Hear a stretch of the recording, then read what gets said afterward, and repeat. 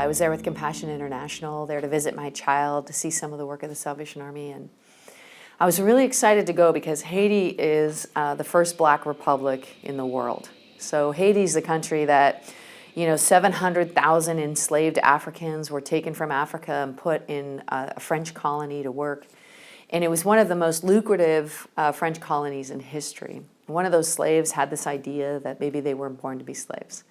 And they looked around and started talking about it, and somebody else did a head count and said, wait a minute, there's 700,000 of us, and there's not as many as them.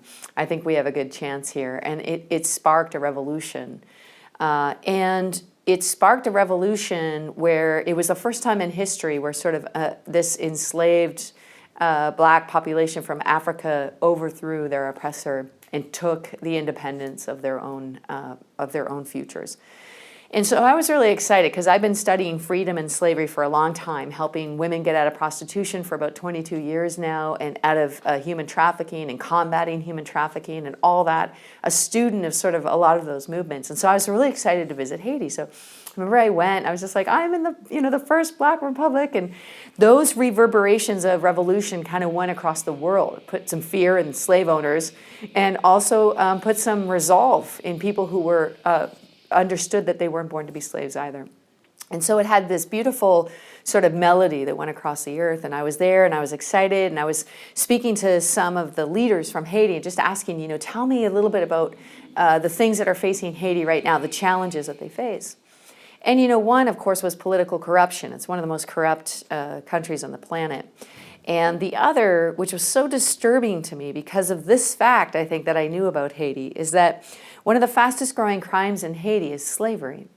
There's these orphans, a lot of these street kids, and Haitian families are actually taking those street kids kind of into their homes, but they're enslaving them and making them their own personal slaves.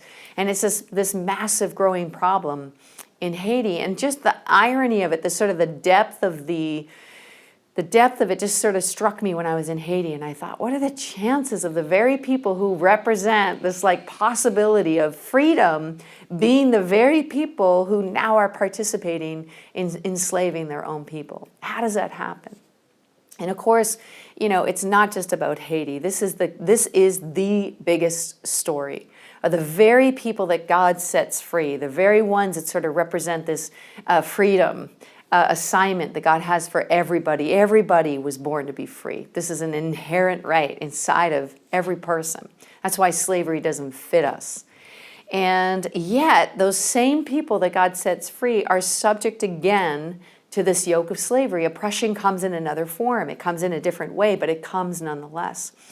And I was reminded of this verse in Galatians, this beautiful Galatians chapter 5, verse 1. It says, Christ has come to truly set you free. It's just we full stop that because we're a Disney culture.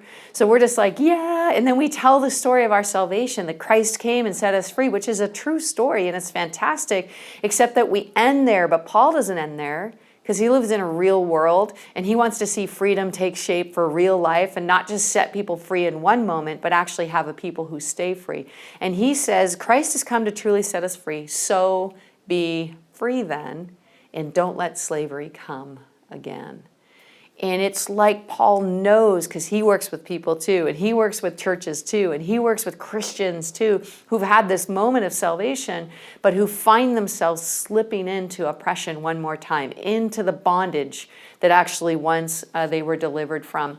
And so I started this quest kind of in my own life to say and study the book of Exodus and say, okay, how can we not only have moments of freedom, these clear times, moments, and we can hear them over and over again in everyone's life where it's just aha, I get it, I'm set free, to this lifestyle of freedom where we stay free and we don't let slavery come again.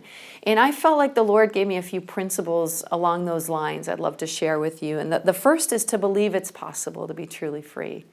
And this sounds a little bit, it sounds a little small, but it's not small because all oppression begins with coming into agreement with oppression. All oppression begins with a lie. And the lie is that you can't be free. That is the lie, that it won't actually happen for you, that it's like a textbook freedom, but not a real freedom, and that it's not possible. And when we start participating in that lie, that's when slavery begins to come back into our lives. So I want to say that. The second thing is to stop being so afraid. Fear is the currency of oppression. And so in the first book of Exodus, you'll know that the Israelites were afraid of the Egyptians, so they became oppressed. But Pharaoh was afraid of the Israelites, so he became an oppressor. If you participate in a spirit of fear, you will either be oppressed or you'll be an oppressor, but you will be participating in oppression. And the third one is freedom always starts now, and it always starts in you. It's never something for tomorrow, and it's never something for somebody else. It doesn't happen from the outside of you. It happens from the inside of you. That's a journey that begins right now. And the final thing is a spirit of perseverance. People who are truly free never, ever, ever give up. And we have this idea that, of course, because the Prince of Egypt came out and the Exodus story was wrapped up in an hour and a half. But for the Israelites to actually even just cross the Red Sea took at least a month.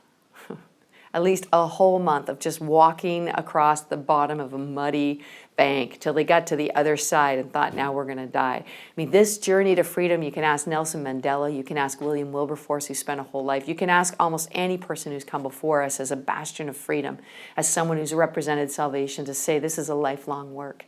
And so don't be deceived and don't be naive. Never, ever, ever give up. I'm praying that God will not only set you free, but keep you free. We need you.